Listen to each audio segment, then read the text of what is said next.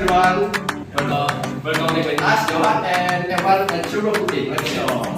Today we want to make one food and one drink. The first step is to cut the burger buns into half. Can you help me cut some vegetables?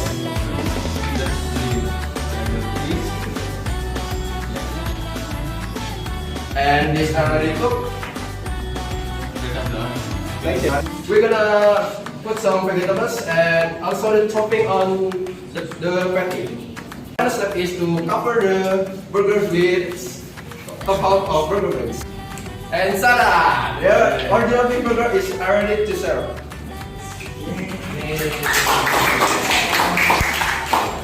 Oreo, ice cream, and sweetened condensed milk.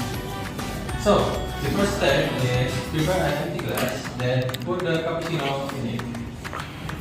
Add the sweetened condensed milk, the Oreo, then separate it. We don't really need to this cream, so we can turn it to the trash or so. Just leave it to me, but I will smash it. What do we need? Record everyone. Then add this to the ice.